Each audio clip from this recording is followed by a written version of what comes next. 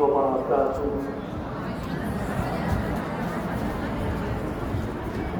نحمده ونصلي على رسوله الكريم أما بعد.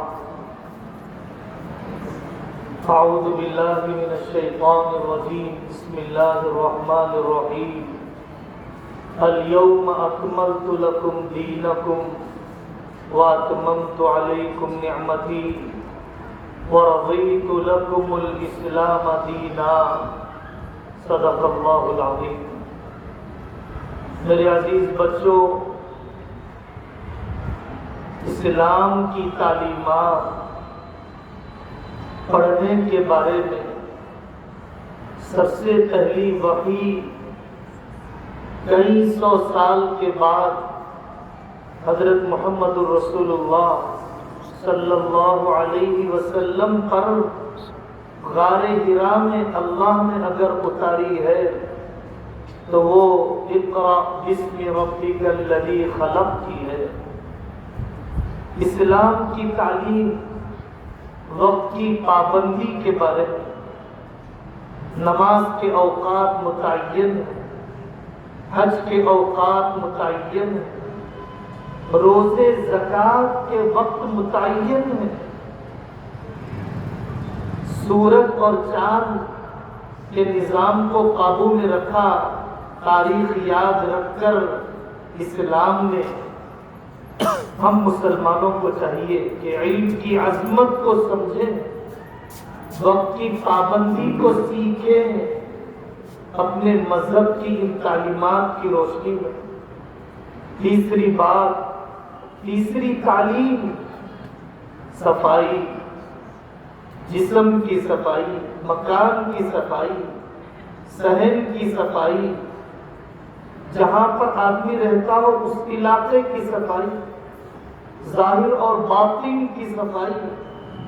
جس زمانے میں یورپ کے لوگوں کو استنجا کا سلیقہ نہیں آتا تھا، اسپین میں رہنے والے عیسائیوں کے یہاں ڈرینیج کا سسٹم نہیں تھا، اس زمانے میں بھی اسلام نے صفائی کا نظام دیا. آج بھی یورپ میں ٹشو پیپر کا استعمال ہوتا ہے، استنجا کرنے کی جگہ پر پانی کا استعمال نہیں. طہارت کا لفظ حقیقت میں اس کا ٹرانسلیشن دوسری کوئی زبان اور مذہب کر ہی نہیں سکتی ہے. طہارت کا جو تصور اسلام نے دیا. چوتھی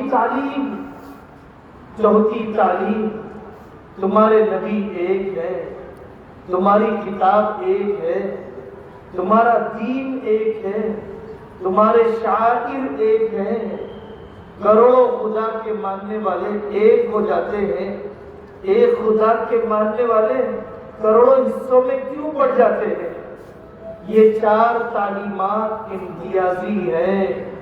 ان تعلیمات کو، ان پیغامات کو اپنانے کی کوشش کرنا چاہیے. یہاں پر بیٹیاں بھی ہیں اور یہاں پر بیٹے بھی بیٹھے ہوئے ہیں. یاد رکھو، وہ قوم ترقی کرتی ہے جو سورج کو جگاتی ہے، وہ قوم ترقی نہیں کرتی جن کو سورج جگاتا ہے. جس قوم کا جوان کھڑا ہو جائے، جس قوم کا جوان صلاح الدین ایوبی کی طرح بیت المقدس کی رہائی کے لیے، جس قوم کا نوجوان محمد فاتح کی طرح استنبول کو فتح کرنے کے لیے، جس قوم کا نوجوان مہاتیر محمد کی طرح، جس قوم کا نوجوان عبدالحمید بادیس کی طرح اپنے ملکوں کو ظلم سے آزاد کرنے کا خواب دیکھ لیتا ہے، اس قوم کی ترقی ضرور ہو کر رہے گی. خدا کا نظام یہی ہے. لیکن جس قوم کے جوان گھٹیا جذبات، چبوترے بازیاں، فون کا کھلونا بننا، نشے کی عادت، پست ہمتیں، چھوٹے خواب اگر آ جاتے ہیں تو پھر اس قوم کی تباہی میں کوئی دیری نہیں ہے، کیونکہ ان کا سرمایہ لٹ گیا، ان کا مستقبل اندھیرا ہو گیا۔ اللہ تبارک و تعالیٰ آپ کی محنتوں کو قبول فرمائے اور آئندہ کے آنے والے امتحانات میں ہر طالب علم، ہر طالبہ کو امتیازی نمبرات، اونچے نمبرات سے اللہ کامیابی نصیب فرمائے، وطن کی عافیت کی باعزت روزی اللہ تعالیٰ ان سب کو مرحمت فرمائے۔